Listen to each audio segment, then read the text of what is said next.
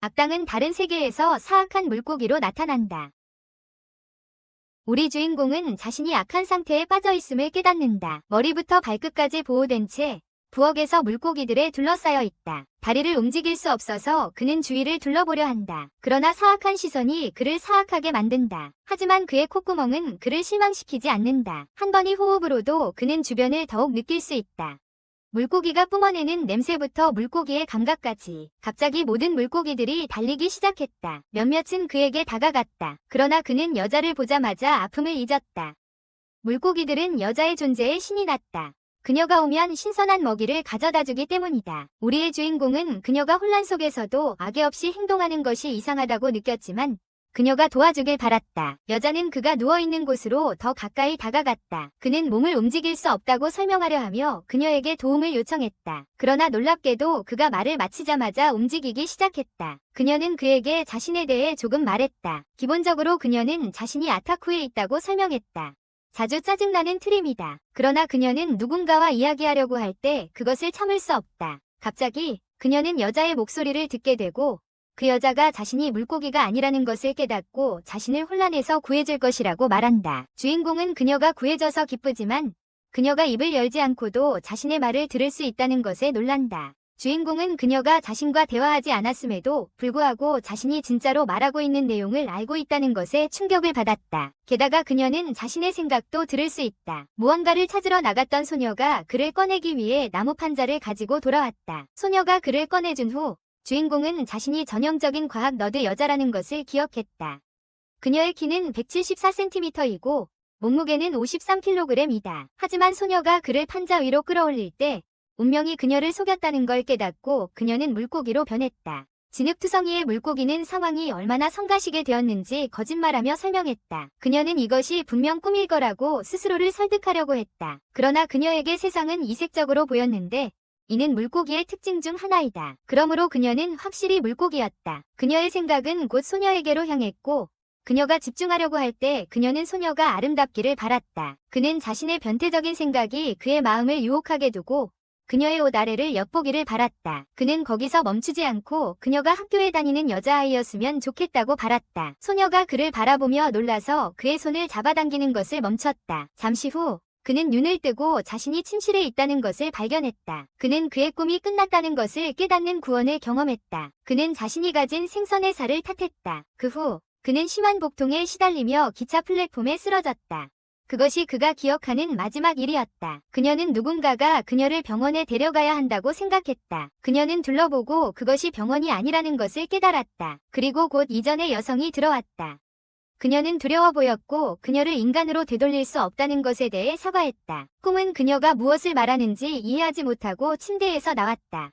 그녀는 거울 쪽으로 걸어가서 여전히 꿈이라는 것을 발견했다. 꿈은 여성이 자신의 생각을 읽을 수 있다는 것을 깨닫고 부드러워졌다. 그녀를 진정시키기 위해 그 여자는 자신을 제스라고 소개했으며 그녀는 가족을 돌보는 악녀나 여성 클래스였다. 꿈들이 번역되고 속삭이는 프로그램으로 그녀에게 도쿄, 일본 출신이라고 알려준다. 제스는 자신의 잘못에 대해 사과하고 미스테리아 외의 세상에 대해서는 아무것도 모른다고 고백한다. 그 여자가 혼란스러워 보이자 그는 창가에 있는 의자를 끌어당겨 그녀에게 올라가라고 요청한다. 그는 창문을 열어 푸른 땅을 보여주며 그 지역 전체가 미스테리아로 알려져 있다고 설명한다. 그들은 현재 하우스 쿨티란에 있다. 그는 또한 그 여자의 악당들이 금색 속옷을 입고 있다는 것을 설명하며 그들이 마음으로 소통할 수 있다는 것을 나타낸다. 그 여자는 이제 그가 자신을 이해할 수 있는 방법을 이해한다. 제스는 그녀가 배고플 것이라 생각하며 자신이 산 과일을 제공한다. 그 여자는 음식이 아닌 접촉을 원할 뿐 배고프다고 동의했다. 제스는 동의하며 그녀의 등을 치기 시작했고 그녀는 그것을 즐기며 아이스카이 위 환상 단계가 마침내 현실로 나타나는 것처럼 느꼈다. 머릿속에 많은 질문을 품고 그녀는 제스를 뚫어지게 바라보며 그를 데려가고 싶다는 강렬한 욕망을 느꼈고 그 여자는 마치 물고기처럼 보였다. 제스는 그녀가 모든 것을 듣고 있다고 확인하며 그녀가 잠들었을 때 그녀를 자르고 원하는 대로 더 짧게 만들었다고 말했다. 그녀는 자신의 침입적이었던 것에 대해 사과했다. 그러나 그 농담은 다른 생각을 하고 있었고 그녀처럼 그렇게 순진한 여자와 길을 건넌 자신의 운이 믿기지 않았다. 그녀는 그가 옷을 입지 않은 모습을 보고 싶다면 그녀의 등을 치지 않을 것이라고 느꼈다. 그리고 그녀의 생각처럼 제스는 그녀의 등을 치기 시작했고 그녀는 볼 것이 별로 없다고 생각했다. 그 농담은 그를 멈추게 하고 주의 깊게 듣도록 요청했다. 그는 그녀의 뒷모습을 칭찬하는 척하며 많은 사람들이 그 크기를 선호한다고 설명했다. 그는 또한 자신이 전달하고 싶은 것들에 집중해야 한다고 말했다. 다른 것들은 그가 지우기를 원하는 독백이다. 그는 제스가 자신을 위해 해준 모든 것에 감사함을 표시하고 심지어 그의 환상들을 현실로 만들어주었다. 하지만 그는 이런 사실을 계속 솔직하게 이야기하면 흥미를 잃게 될 것 같았다. 결국 그는 자신의 모든 욕구를 충족시켜줄 여성이 아니었다. 그러나 제스는 여전히 순수했다. 그래서 그녀는 아름다움을 훔치지 못하게 하려고 그로 인해 얼마나 짜증이 나는지 정확히 표현했습니다. 그녀는 자신의 꿈을 떠올리며 제스를 여동생처럼 상상했습니다. 그녀는 존경받는 사람을 환상 속에 그렸습니다. 그녀에게 요리할 때 사랑을 담아주는 다정한 사람. 그리고 동시에 그녀를 마치 말처럼 보살피지만 점심을 챙겨주는 여동생을. 그녀는 제스에게 더 매력적인 두 번째 사람에 대해 마음속으로 주의를 기울였습니다. 그녀는 사랑을 받는 사람만이 되고 싶지 않다고 설명했습니다. 그것이 그녀에게 상처를 줄 수 있기 때문입니다. 그리고 그녀는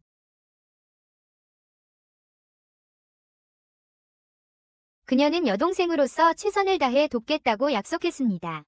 그는 그녀를 여동생처럼 존중하며 필요할 때만 도와주겠다고 말한 것을 후회하지 않았다. 그녀에게 그렇게 설명했다. 그는 비 오는 날 그녀를 옷 없이 볼 계획을 설명했다. 제스가 긍정적으로 대답하자 여동생은 그게 독백이었다고 상기시켰다. 그의 끔찍한 패티시가 한 가지를 분명히 했다. 오타쿠들은 여동생처럼 존중받는 것을 즐긴다. 제스는 여동생과 함께 산책을 나섰다. 여동생은 그의 옷에 대해 환상을 시작하며 그 아름다움에 대해 인사를 건넸다. 그는 여동생에게 멀리서 자신에게 더 가까이 다가오라고 요청했다. 그는 단지 인사일 뿐이며 다른 의도가 없다고 말했다.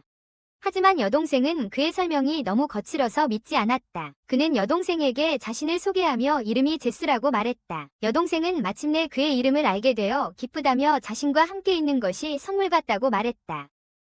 그는 여동생에게 자신을 MR, 피그라고 불러도 되지만 자신이 하는 말에 더 집중해주면 좋겠다고 말했다. 그들은 함께 많은 닭들이 있는 식물원으로 걸어갔다. MR, 피그는 닭들을 쫓아가려 했지만 제스가 그러지 말라고 말렸다.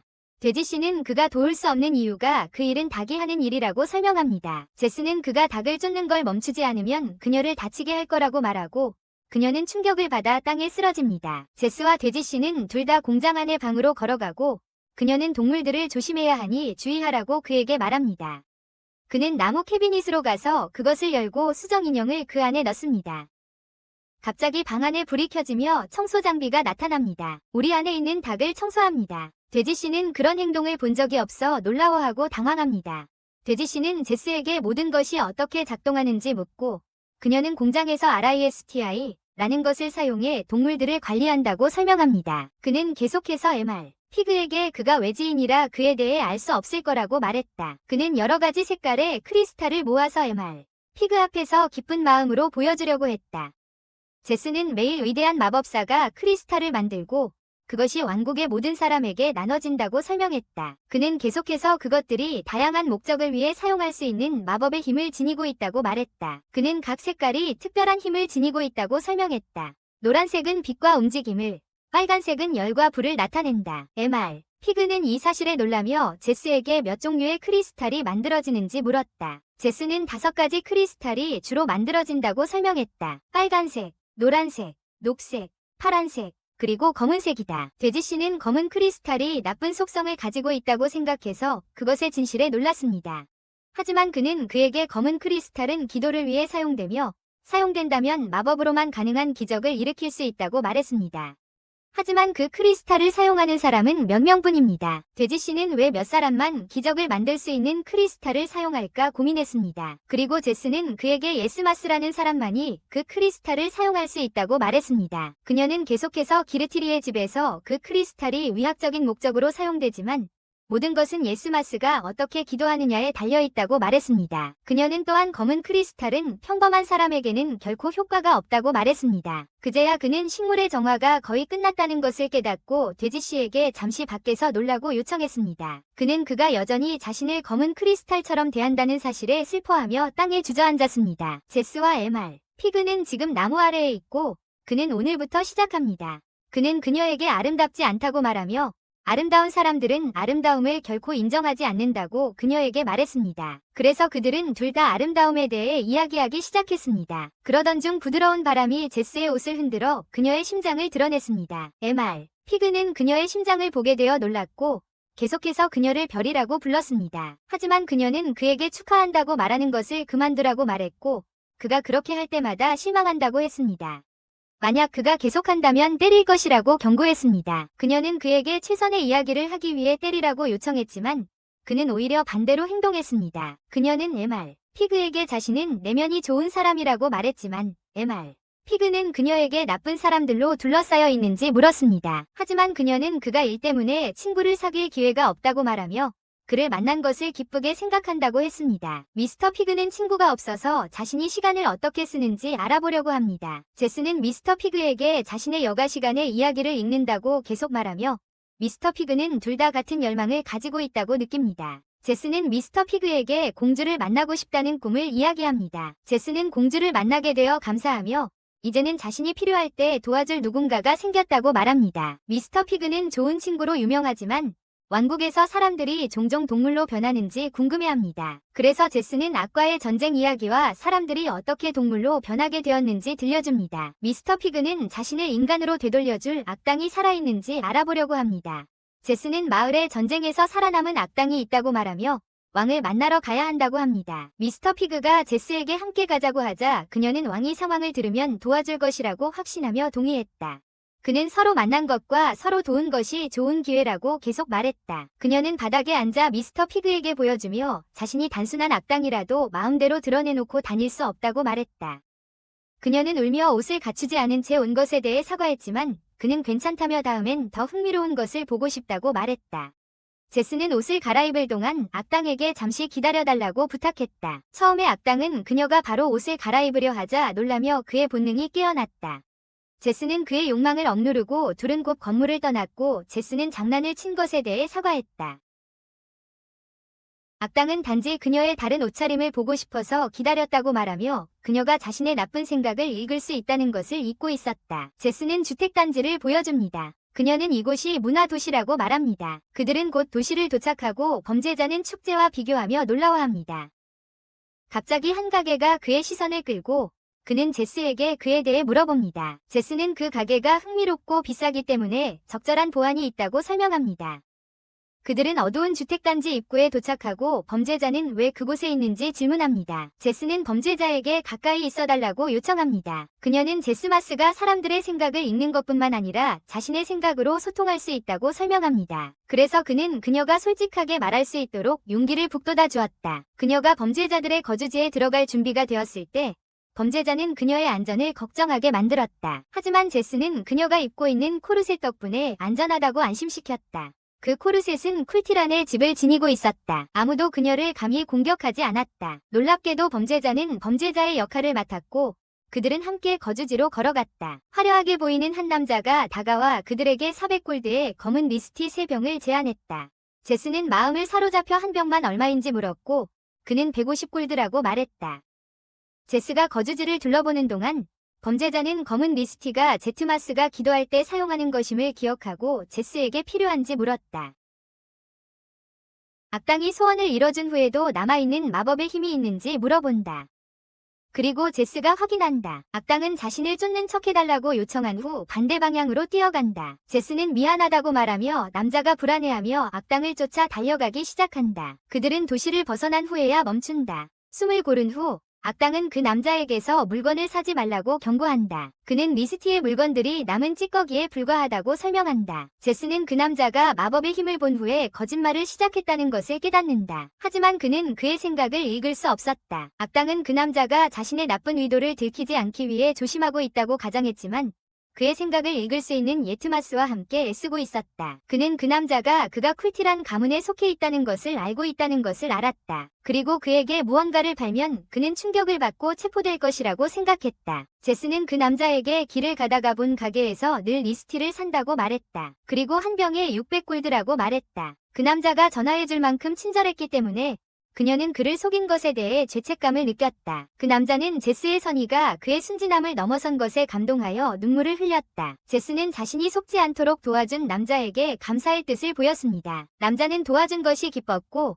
큰 할인을 제안하는 사람들은 보통 자신의 이익을 염두에 둔 것이라고 주의하라고 했습니다. 제스는 진심으로 그의 도움에 감사하며 그의 얼굴을 쳐다보았습니다. 남자는 그녀를 진정시키며 왜 블랙리스트를 사고 싶어 하는지 물었습니다. 제스는 그 이유를 설명할 준비가 되어 있지 않았습니다. 남자는 처음에 그녀가 자신의 방에 있을 때 그녀를 이해하지 못했다고 인정했습니다. 하지만 그녀가 깨어난 후에야 그녀를 이해할 수 있었다고 했습니다. 그는 그녀가 자신이 할 수 있는 모든 것을 했다고 말했던 것을 기억하며 그때 그녀가 무엇을 하고 있었는지 물었습니다. 제스는 사과했지만 더 이상 말하지 않았습니다. 남자는 그녀에게 질문을 하며 그녀가 허락 없이 컬티란 집의 검은 리스트를 사용해 그를 치료했는지 물었습니다. 그리고 지금 그녀는 자신의 돈으로 대체품을 사려고 하고 있습니다. 제스는 그것이 사실임을 인정하며 허락 없이 검은 리스트를 사용했다는 이유로 거절당했고 검은 리스트를 더 이상 사용하지 않으려는 이유를 설명했습니다. 남자는 제스가 자신을 3층까지 데려갈 수 없었기 때문에 검은 리스트를 사용해야 했다고 말했습니다. 제스는 지금 울면서 그를 혼란에 끌어들여 미안하다고 사과하고 있습니다.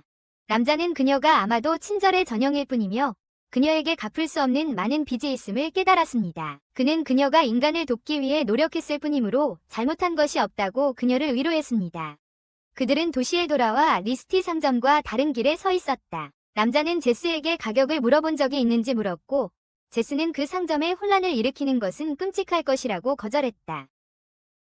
남자는 약간의 가격 흥정은 좋다고 설명했는데 왜냐하면 가게는 보통 이익을 얻기 때문이다. 그녀는 킬렌스가 자신의 이름을 언급하는 가게 안에서 시도해보겠다고 동의했다. 남자는 그녀와 소통하며 각 단계마다 그녀를 안내했다. 제스는 검은 리스타를 요청했지만 킬렌스는 예품회가 가격을 요구할 수 없다고 믿었다. 그는 600골드를 요구했다. 남자는 그녀가 가지고 있는 금액을 말하고 가격을 낮춰달라고 요청하는 방법을 가르쳤다. 제스는 킬렌스에게 자신이 200골드가 있으며 필요한 만큼 가격을 낮춰달라고 요청합니다. 킬렌스는 정확히 지적하며 그녀가 그것을 하우스 쿨티란을 위해 사지 않는다고 느낍니다. 그는 왜 할인을 해줘야 하는지 물으며 그녀를 난처하게 만듭니다. 그 남자는 제스가 킬렌스가 그녀에게 잘 대해준다고 말했음에도 불구하고 그의 차별적인 태도에 놀랍니다. 그는 제스가 그에게 왕국 수도를 떠나기 전날까지 검은 리스타가 필요하다고 말했던 것을 기억합니다. 그렇지 않으면 도둑으로 간주될 거라고. 그 남자는 예트마스가 리스타가 필요하지만 돈이 없는 상황에서 어떻게 그것을 구입할 수 있었는지 궁금해합니다. 제스는 과거로 돌아가서 그 남자에게 200골드와 함께 그의 제안으로 물건을 팔라고 말합니다. 킬렌스는 놀라지만 제스는 그 남자가 여러 가지 속임수를 썼다고 말합니다. 킬렌스는 그에게 그 남자가 할 수 있는 것을 보여달라고 요청한다. 제스는 생각한 뒤 그 남자에게 춤을 추라고 지시한다. 남자는 잠시 놀라지만 카펫 조각상을 본다. 그는 조각상을 자신의 동작을 안내하는 방향 표시로 상상한다. 그는 브레이크 댄스를 하고 한 걸음 더 나아가 헤드스핀을 한다. 킬렌스는 숨이 차서 더 이상 할 수 없다고 제스에게 그를 멈추게 하라고 한다. 남자는 마지막 멋진 스핀으로 멈춘다.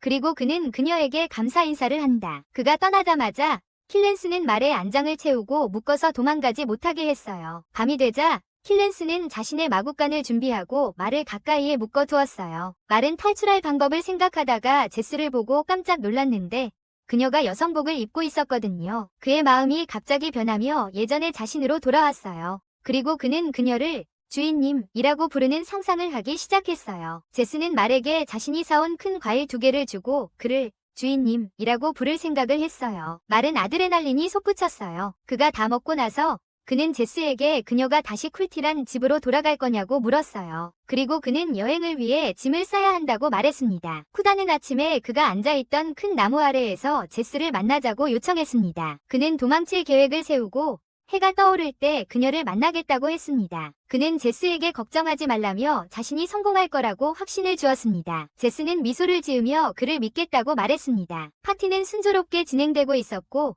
사람들은 즐거워 보였지만 쿠다는 예외였습니다. 그는 제스가 유일한 여성으로 일하는 것을 지켜보며 킬런의 남자들은 생각에 잠겨 있었습니다. 그래서 쿠다는 제스를 구하기 위해 나설 때라고 결심했습니다.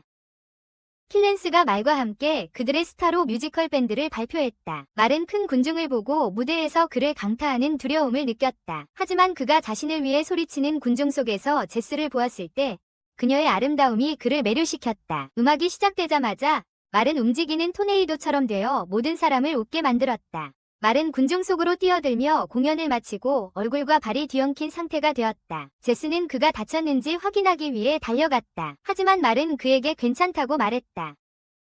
킬렌스는 큰 군중을 보며 제스에게 집에 가라고 요청했고 그의 아이들이 인계받을 수 있었다. 말은 제스와 큰 나무 아래에서 만나기로 약속했다. 제스가 떠난 후 킬렌스는 다른 일을 보았다. 말은 무대에 묶여 있으면서 춤을 출 수 없는 척할 기회를 가졌다. 한 고객이 그의 무대를 가져가 달라고 요청했다. 킬렌스의 아이들은 요청마다 한 병씩 팔기 시작했고 고객들은 점점 취했다. 킬렌스가 돌아오니 모든 사람이 풀려 있었고 말은 어디에도 없었다. 말은 간신히 거리로 나갔고 그들이 이전에 만난 리스타의 일행이 한 남자와 대화하고 있었는데 그 남자는 제스를 피하라고 혼란스러워 보였다. 리스트의 일행은 예스마를 찾을 여유가 없다고 말했고 그로 인해 혼란스러운 남자는 화가 났다. 그는 바닥에 있는 남자를 가격하며 최후 통첩을 준다. 말은 두려움에 휩싸여 급하게 뛰어갔지만 어쨌든 제스를 구하기 위해 자신을 챙겨야 했다. 그러나 그는 남자의 관심을 끌어냈지만 그가 혼돈의 힘과 증강된 시야, 강력한 후각을 가지고 있다는 것을 기억했다. 그가 지닌 칼을 보고 혼란스러운 남자는 남자가 오기 전에 제스를 향해 숲속으로 달려갔다. 그는 집에 도착해 제스와 소통하려 했지만 그녀에게 닿을 수 없었다. 갑자기 그는 혼란스러운 남자가 집안에 있는 제스에게 다가오지 않을 것이라는 것을 깨달았다. 그 대신 그들은 그가 나가기를 기다리고 있었다. 혼란스러운 남자는 제스를 찾을 곳을 알고 있었고 그들의 발견 지점으로 서두르며 그는 제스가 큰 나무 아래에서 자고 있는 것을 발견했다. 그녀는 아침에 문제의 남자를 기다리지 않기 위해 이미 그곳에 있었다. 문제의 남자는 왜 오카디스가 쉽게 사랑에 빠지는지에 놀라고 실망했다. 그는 제스를 기다리게 두지 않고 어떤 일이 있어도 그녀를 지키기로 결심했다. 그는 제스를 깨우고 그녀가 위험에 처해 있다고 알렸다. 하지만 제스는 그가 이미 떠났다는 사실에 더 신경 썼다. 문제의 남자는 어떻게 인간의 형태로 변할 수 있을까? 함께 그들은 그를 살리는 방법을 고민했다. 그리고 문제의 남자는 제스가 하우스 컬티란에게 그 구매자들에 대해 말하고 잡으라고 제안했다. 하지만 제스는 그들이 자신만큼 멀리 갈 것이라고 확신하지 않았습니다. 왜냐하면 그는 예품아이기 때문입니다. 그는 결국 저택으로 돌아가지 않겠다고 밝혔습니다. 생각 끝에 혼란스러운 남자가 사람을 가둘 수 있는 시설이 땅에 있는지 물었습니다. 제스는 외부에서 잠글 수 있는 마사네리 회사를 기억해냈습니다. 그는 설계를 가지고 구매자를 한 화로로 유도했고 제스는 회사 열쇠를 챙겼습니다. 혼란스러운 남자는 화로의 빛을 사용해 구매자를 빛에 적응시켜 가두려 했습니다. 그 사이에 제스는 회사를 열었고 화로는 구매자를 그 안으로 안내했습니다. 하지만 그가 안에 들어가자 안개 낀 길을 보았고 모든 것이 망가질 수도 있음을 느꼈습니다. 그래서 방화범은 공격 모드로 전환하고 구매자의 다리에 좋은 타격을 가합니다. 방화범이 반격하며 그의 다리로 방화범을 쏩니다. 하지만 방화범은 그의 다리를 맞추고 회사 밖으로 움직입니다. 제스는 재빨리 문을 닫아 구매자를 안에 가둡니다. 그러나 그녀는 뒤에 총을 맞은 방화범을 보고 놀랍니다. 안에 갇혀있는 동안 그는 제스와 함께한 시간이 소중했음을 감사하게 생각합니다. 제스는 울면서 방화범이 자신의 머리가 없는 모습을 보지 못하는 걸 안타까워합니다. 방화범이 힘을 잃어가면서 그는 아름다운 여인 뒤에서 죽는 것이 식중독으로 죽는 것보다 훨씬 낫다고 깨닫습니다. 다음 아침, 놀랍게도 방화범은 바닥 위에 일어나 있고 제스는 가까이에 자고 있다. 제스는 방화범의 움직임에 바닥에 머리를 부딪히고 깬다. 그는 그녀에게 방화범이 갑자기 자신의 몸을 치료하기 위해 그녀를 당기던 중 블랙리스트를 사용했다고 말한다. 그는 제스가 제공한 보호를 받을 기회를 받아들인다. 그들은 서부 쿨투리의 숲에 있었고 만약 그들이 그 방향으로 계속 간다면 갑자기 왕국 수도에 도착할 것이라고 한다. 그들은 곧 여행을 시작했고 방화범은 제스가 자신 뒤를 따라 걷게 하며 그녀와 아름다운 여자를 갖는 것이 자신의 작은 꿈이라도 말했다. 제스는 이 첫 경험으로 그녀의 발이 그의 발에 닿았다. 그녀는 연결되지 않은 곳에서 느끼는 병을 도와줄 수 없다. 걔가 잃어버리기 시작했고 손에 체중을 실어 앉으라고 부탁했다. 제스는 강요했다. 그러나 그 감정은 여전히 남아있었고 걔는 처음 여행했던 방법을 배를 보여주고 싶지 않았다. 그는 자세를 바꾸라고 요청했고 편안한 자리를 찾았다. 곧 그들은 타조 몸체와 돌 얼굴을 가진 이상한 동물을 발견했다.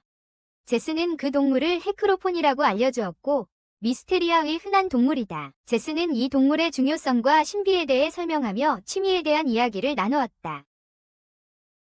걔는 독서를 좋아한다고 말했지만 사실 그의 취미는 삶에 관한 애니메이션을 보는 것이었고 아름다운 소녀들을 좋아했다. 그녀는 미스터리 이야기를 좋아한다고 말하고 제스에게 이야기를 해주기로 결정했다. 왜냐하면 그녀는 그 장르에 익숙하지 않기 때문이다. 제스는 세부사항이 가득한 눈에 감탄했고 걔는 그녀의 비밀스러운 행동을 관찰했다고 말했다.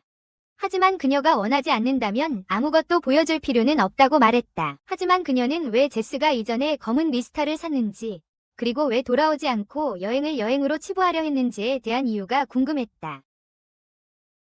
제스는 불편해 보였고 마침내 말을 꺼냈을 때 그녀는 걔가 자신이 해야 할 말을 듣고도 왕국 수도를 따라올 것인지 물었다. 걔는 자신 있게 예라고 대답했는데 그녀에게 선택이 없기 때문이다. 그렇지 않으면 평생 걔로 살게 될 것이다. 제스는 시간을 갖고 몇 분간 침묵한 후 그녀가 왕국 수도에 가기로 했다고 밝혔다. 그렇지 않으면 그녀는 여행을 떠나게 될 것이다. 그녀는 미스테리아에서 16세의 예스마가 그들이 섬기는 가족을 떠나 혼자 왕국 수도로 떠나야 했다고 설명했다. 여행 중에 그들 대부분은 자신감 없는 마법을 가진 황금 컬러 때문에 생명을 잃었고 이는 예스마 사냥꾼들 사이에서 핫 아이템이 되었다. 그러나 그 마법의 힘이 황금색 바지를 보호하고 있어서 누군가가 그를 따라오지 않는 이상 제거할 수 없었다. 제스는 진실이 밝혀진 지금 그 개가 그를 떠날 거라고 생각했다. 그러나 놀랍게도 그 개는 길을 함께하겠다고 고집하며 예트마를 위험에서 보호하기 위해 자신의 모든 지식을 쏟겠다고 약속했다. 그는 예트마를 왕국의 수도로 따라가 자신을 다시 인간으로 만들겠다고 말했다. 몇 시간 동안 걷고 나서 제스는 개 위에서 잠들었고 개는 전략을 세우며 위험에 대비했다. 곧 그들은 마을에 도착했고 개는 제스를 깨웠다. 그는 자고 있던 예트마를 실망스럽게 깨웠지만 개는 그에게 걱정하지 말라고 했다. 그들의 첫 번째 목표는 예트마의 정체성을 되찾는 것이며 이를 위해 그의 목걸이를 활성화해야 했다. 그래서 그들은 신발을 사기 위해 시장에 갔어요. 제스가 그 개에게 자신을 위해 하나 사달라고 부탁했을 때 평생 여자친구가 없었던 자신이 드디어 자신의 재능을 소개할 때가 되었다고 느꼈어요. 그는 초록색 신발을 사고 선택에 두려움을 느끼며 제스가 그것을 사러 들어갔어요. 걔는 밖에서 기다리는 동안 분홍색 옷을 입은 남자가 가게에서 나왔어요. 그는 걔가 그를 바라보는 것을 발견한 후 밖으로 걸어 나갔어요. 잠시 후 제스는 신발을 신고 행복해 보이며 나왔어요. 그들은 식당으로 걸어갔고 주인은 그에게 따뜻한 수건과 간단한 음식을 내어줬어요. 그는 시리스, 예스마에게 제스를 위해 그것을 사달라고 보냈고 제스가 신발을 신고 있었음에도 여자는 그 신발을 통해 보았지만 놀라지 않고 심지어 하룻밤 묵을 곳을 제안했어요. 그가 제스에게 수도로 갈 거냐고 물었다. 걔가 제스를 속이며 대수롭지 않게 확인했다. 그러나 제스는 괜찮다고 말하며 바닥에 놓인 신발에 대해 물었다. 여자는 그 신발이 시리스의 전임자였던 이즈의 것이라고 대답했다. 그녀는 제스에게 그들이 16살 된 예트마스를 바프체스의 수도원에서 구출했다고 말했다. 제스는 그 수도원에 대해 들은 것을 기억하고 이즈가 5년 전 일어난 화재로 사망했는지 궁금해했다. 그러나 여자는 예트마의 도둑이 이즈를 데려갔다고 그에게 말했다. 그 화재의 원인은 여전히 알려지지 않았다. 하지만 한 도둑이 예스마의 도둑에게서 그것을 되찾아 그들의 마을의 자랑이 되었습니다. 그 사이에 도둑은 자신의 환상을 허물어뜨리려고 했고 시리스를 생각하게 만들었습니다. 제스는 즉시 도둑과 시리스를 함께 멈추게 하고 비극의 장소에 꽃을 바치기로 했습니다. 꽃을 모으는 동안 시리스는 제스에게 도둑이 그의 친구인지 물었습니다. 제스는 그에게 도둑이 정말로 19세 남자라고 말했습니다. 왕국의 수도에 도착한 후 그는 도둑의 도움을 받아 그를 인간으로 되돌리기를 희망했습니다. 왕국의 수도의 방에서 제스는 지지의 상징인 그의 옷을 움켜잡고 있습니다. 그것은 그가 혼자가 아니라는 것을 상기시켜주며 옆에는 빛나는 전쟁의 말이 있습니다. 제스와 시리스는 갑자기 두 개의 칼을 든 무장 남자와 오는 새를 발견했을 때 왕국의 수도에서 만났다.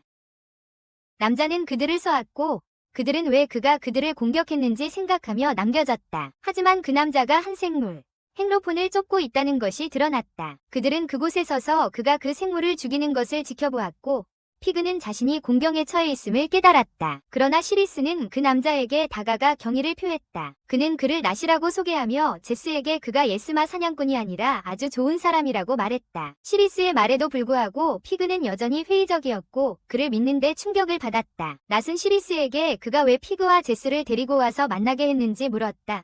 그들이 왕국의 수도에 가야 했던 때에 제스는 예의를 표하기 위해 콘텐에 오자고 한 것이 자신의 아이디어였다고 대답합니다. 롯은 제스가 뒤에 녹색 스카프를 두른 것을 알아차렸습니다.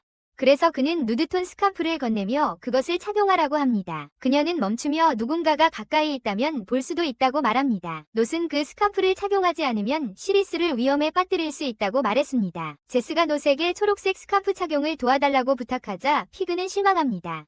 그녀는 다른 사람에게 자신이 만지지 않도록 했다고 말했습니다. 피그는 롯의 제스에 대한 무관심에 질투를 느끼며 롯의 친절함이 제스와 가까워지기 위한 기회라고 생각합니다. 피그는 제스와 대화하기로 결심하며 롯이 그녀의 정체를 알게 될 수 있는 행동을 본다면 진실을 드러낼 것이라고 상기시킵니다. 그는 시리스에게 피그처럼 자신을 대하라고도 지시했는데 아직 노트를 믿지 못해 권한 공백을 만들고 싶지 않았기 때문이다. 제스와 노트는 제스가 우리에 들어가기 전에 이야기를 나눈다. 그녀는 꽃을 가져와 부서진 바위 앞에 놓는다.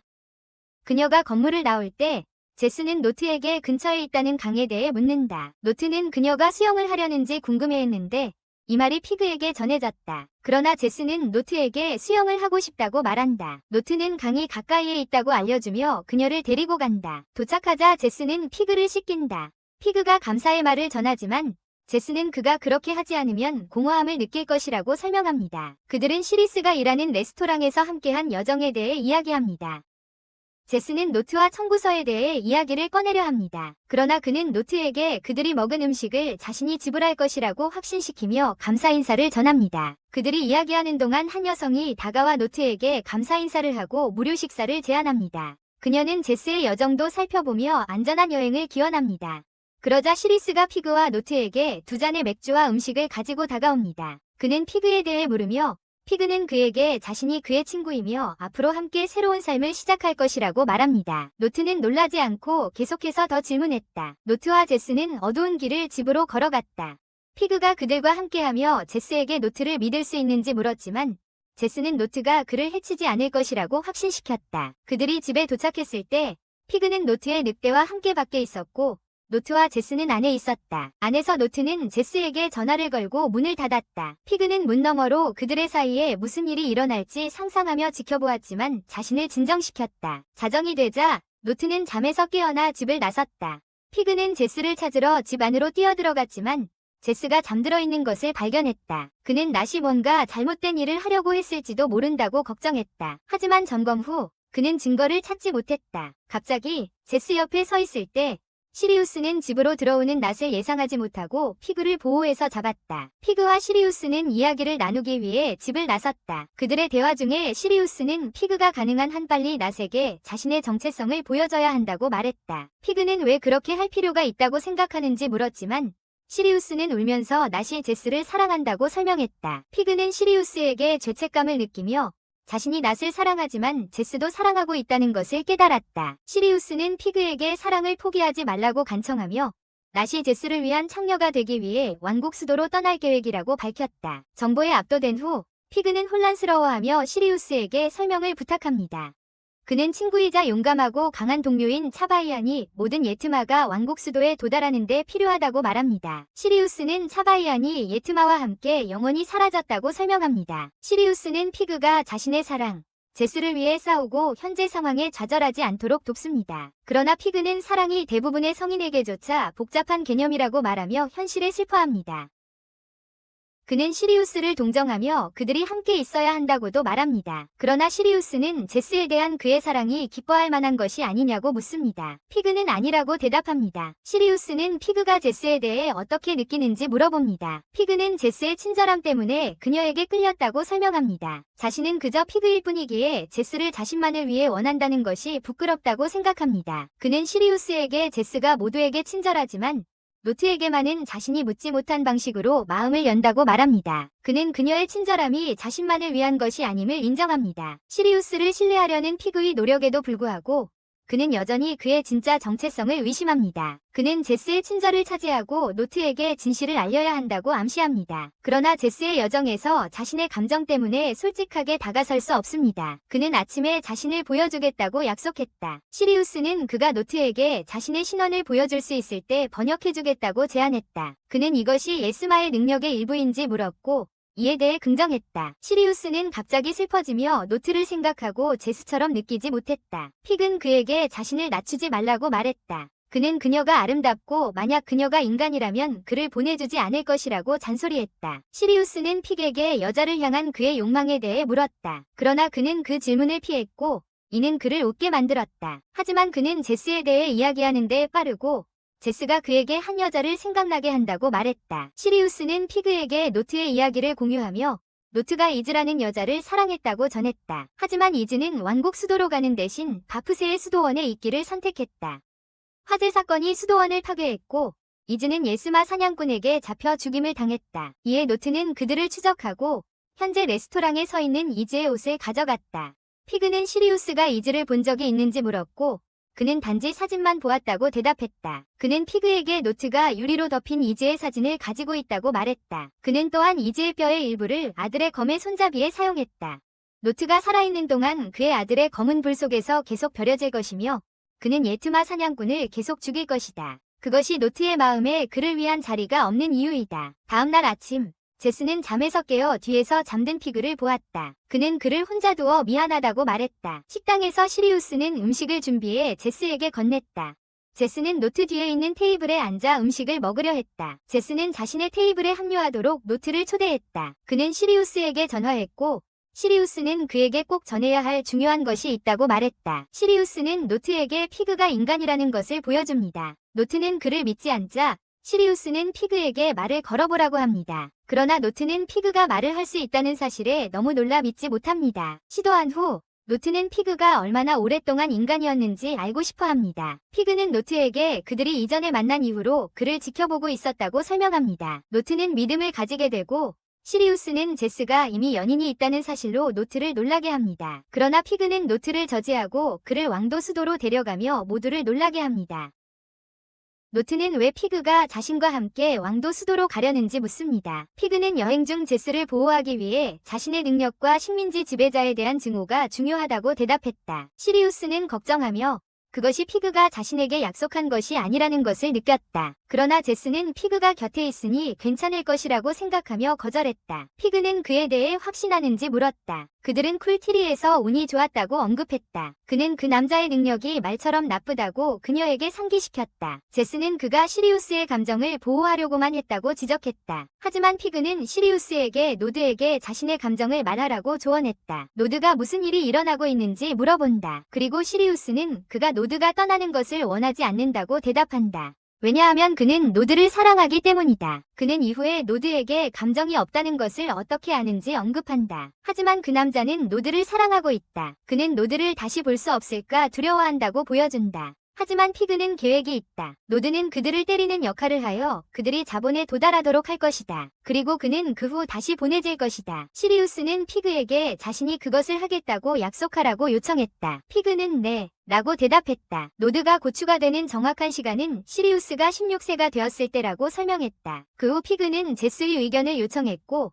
제스는 피그의 계획을 따르기로 동의했다. 이제 그들은 노드의 대단만 필요하다. 피그는 그 남자를 자르기로 결정했다. 노드가 제스가 죽는 것을 허락하고 그녀의 뼈로 다른 검을 만들 수 있을지를 물었다. 노드는 피그를 베이컨으로 만들고 싶어 했다. 하지만 피그는 노색에 자신이 결심한 일을 끝내라고 설명합니다. 피그가 그들에게 도움을 요청한 후 노슨 결정을 내리고 피그에게 후회하지 말라고 부탁합니다. 그들은 빠르게 짐을 챙기고 시리우스는 노색의 작별 인사를 한 후 떠납니다. 제스는 노시 시리우스에게 돌아와 그의 도움에 감사할 것이라고 약속합니다. 하지만 그들은 여행을 시작하자마자 문제를 발견합니다. 울프노스는 제스의 다리에서 즐거운 시간을 보냅니다. 피그는 그를 재빨리 필요로 합니다. 하지만 그 울프는 피그를 속이며 그 위에 눕기 시작합니다. 노드는 울프에게 방해하지 말라고 하고 제스는 모방하기 시작했다. 그들은 계속 계속 걸어가다가 피그가 가장 어리석은 질문을 하기로 결정했다. 수도까지 얼마나 걸리나요?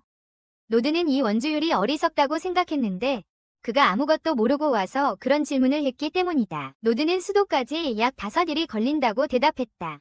하지만 그건 아무 일도 일어나지 않을 경우에 한한다. 제스는 약간 망설였다. 그러나 노드는 저녁 때쯤 그들이 오일 마운틴에 도착할 것이고 그 후 그들이 하룻밤 쉬게 될 무니르로 향할 것이라고 설명했다. 제스는 뭔가에 대해 매우 고민하고 있다. 노드는 그들이 이후에 수치스러운 바위에서 캠프를 치고 몇 시간 후에 수도를 볼 수 있을 것이라고 계속 설명한다. 그러나 그들의 여행에서 가장 도전적인 부분은 왕국 수도를 둘러싼 기름산이다.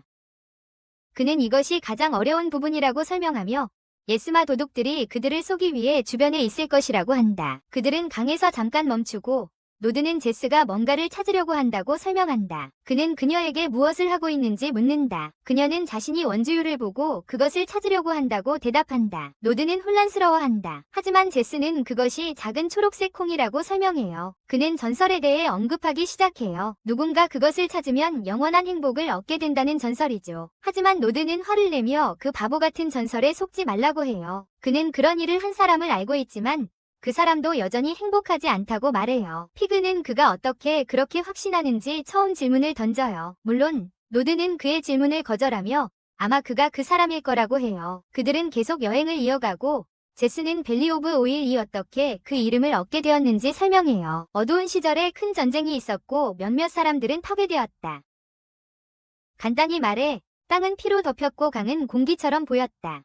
그래서 그들은 그렇게 부른다. 피그는 전쟁이 있을 때의 시간을 생각했다. 제스는 그때 많은 전쟁이 다른 도시들을 정복했지만 그들은 항상 더 많은 힘을 원했기 때문에 전쟁이 끝나지 않는 순환이 되었다고 설명했다. 결국 거의 모든 전쟁에서 사람들이 죽었고 오직 하나의 피비린내 나는 전쟁만이 살아남았다. 피그는 다른 전쟁이 이기거나 숨었다고 생각했다. 하지만 제스는 그들이 왕의 아버지들에 의해 삶 이후에 처벌받을 수도 있다고 대답했다. 그는 당시의 대부분의 기록들이 불타 없어져서 많은 정보가 없다고 언급했다. 노드는 이것이 진정한 문제라고 결론지었다. 그는 힘을 가진 자는 항상 다른 사람들을 위험에 빠뜨릴 것이라고 말했다. 따라서 자신을 보호하는 유일한 방법은 적을 피하는 것이라고 했다. 피그는 서로 계속 싸우면 그들의 도시들이 파괴될 것이라며 혼란스러워했다.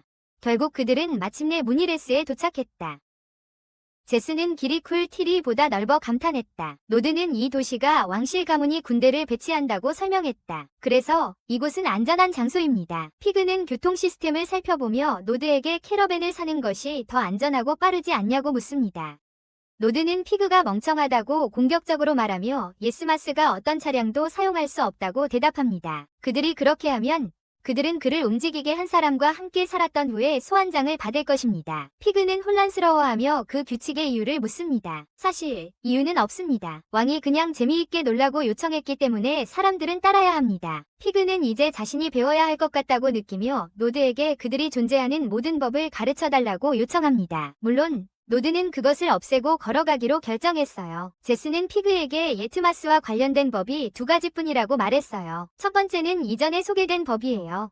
예트마스는 운전하거나 차량에 실릴 수 없어요. 피그와 같이 타는 것에 대해서는 아무도 말하지 않았어요. 그리고 두 번째는 누구와도 접촉할 수 없다는 거예요. 피그는 가장 큰 고려사항에 대해 물었어요. 그것도 감옥에 갈 수 있는지에 대해요. 제스는 그것이 사실이라고 대답한다. 피그는 모든 것이 여자 예트마스와 관련이 있다는 것을 깨닫는다. 그러나 남자 예트마스는 어떤가요? 노드는 남자 예트마스라는 것은 없다고 재촉하며 대답한다. 피그는 혼란스러워하고 제스는 예트마스가 모두 여자라고 확인한다. 노드는 늦기 전에 그들이 머물 곳을 찾아야 한다고 결심하고 결단을 내린다. 그러나 피그는 그가 그날 밤 한 일이 예트마의 규칙을 어긴 것은 아닌지 묻는다. 그러나 노드는 그가 사냥꾼이기 때문에 조용히 하라고 말한다. 그는 사냥꾼들이 예트마의 권리를 보호하고 그들을 균형 있게 지키기 위해 자유로운 사람들임을 말했습니다. 이 남자는 몇 가지 이유로 조금 미친 것처럼 보입니다. 피그는 혼란스러웠습니다. 노드는 그날 밤 자신이 술에 취해 울었다고 말했습니다. 하지만 피그는 그것에 대해 알지 못했습니다. 피그는 이것이 오해라고 설명하며 사과했습니다.